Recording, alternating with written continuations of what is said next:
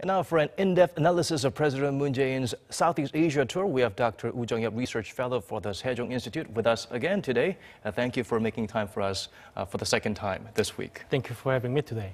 Right, Professor, Vietnam, Indonesia, and the Philippines. Could you further illustrate to us the importance of the three so-called the VIPs, nations, in terms of their standing and their influence in terms of their relations with the ASEAN member nations? Actually, all those like 10 ASEAN member states has very equal standings within the membership of the ASEAN.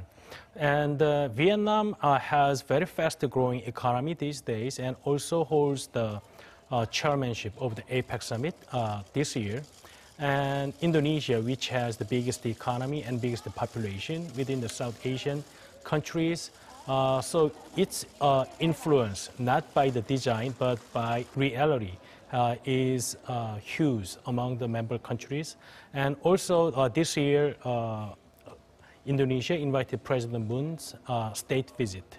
And for the Philippines, Philippines has the chairmanship of ASEAN this year, and also the host the EAS this year. That is why President Moon visited Philippines this time. And Philippines has a special tie with Korea because Philippines is also the ally of the United States.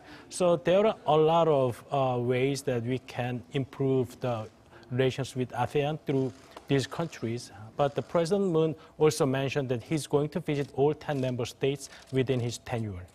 Right. In terms of diplomatic and economic strides made through President Moon Jae-in's visit to the three nations, how would you say it helped improve Seoul's ties to these particular nations?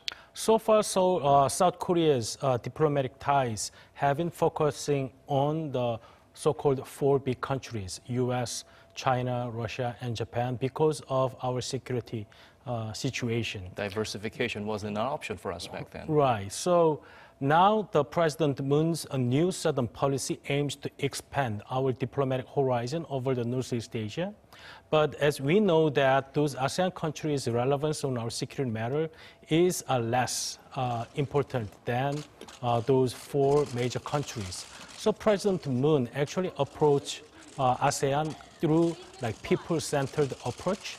So he proposed more human exchanges in his speech at ASEAN meeting this year. So actually his idea on like people-centered approach is coincides with ASEAN Vision 2025, which is people-oriented and people-centered community. So that is why President Moon proposed the idea of people-centered community with Korea and ASEAN. And so he proposed a lot of ways to increase Korea's devotion to the ASEAN community. Right. Last week, we had a sit-down with President Xi Jinping for President Moon Jae-in. And then, of course, we've had Premier Li Keqiang sitting down for a one-on-one with President Moon as well. So these two meetings, they came at a time when there seems to be an upswing, an improvement in terms of Beijing-Seoul ties, Seoul-Beijing ties, after the unofficial retaliation and sanctions coming from the THAAD fallout. It seems like it could be more than words. There are clear signs of improvements in the ties. How would you perceive the development from here on? There are some experts expressing skepticism that we don't know what's going to happen next.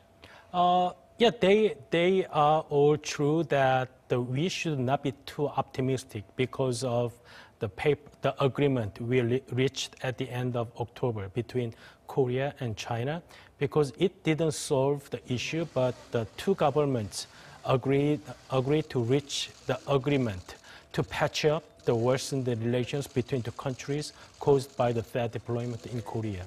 But we have to admit that China and South Korea both see the necessity of having this agreement, because the worsened relations between two countries did not help anyone.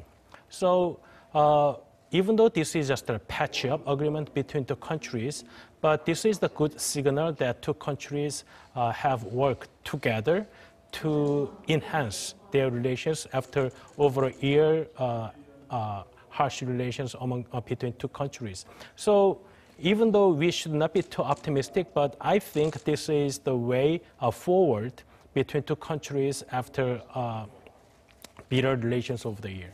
Right, hopefully something better after the rain and not backwards but forwards for South Korea and China from here on. In terms of North Korea, for quite some time, it's been quiet. But how does the ASEAN nations feel about North Korea's provocative acts and what are their stance towards North Korea? They do have a diplomatic relation, most of them, with North Korea at this point. Yes, those ASEAN member countries have diplomatic ties with South Korea, but at the same time, they also have diplomatic ties with North Korea. So their approach to implement UN sanctions is somewhat different. As a member states of the United Nations, they cooperate with the United Nations sanctions by implementing the banning the listed items in UN sanctions. But it's difficult for them to go over than that. So they don't do any like unilateral sanctions by each country. So we and ASEAN countries have been important source of currency inflow to North Korea. We have been finding many cases that those firms and entities located in South Asian countries have been helping North Korea's economy and North Korea is acquiring WMD materials. So President Moon's visit this time is not only about economy, but also increase the economic diplomatic ties so that we can get more help from those countries in pressing North Korea. So certainly we hope that we can get much better sanction regime on North Korea through those countries because those ASEAN countries have played a very important role in helping North Korean economy. So if they cooperate with the United States and us, then I think it certainly increases the pressure to North Korea.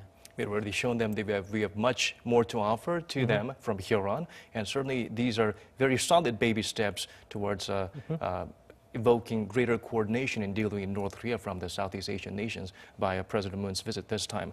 I think this is all the time we have for today. Thank you for coming in for the second time during the 8-day visit to Southeast Asia by President Moon Jae-in, although this is the first time this week. I got confused a little bit.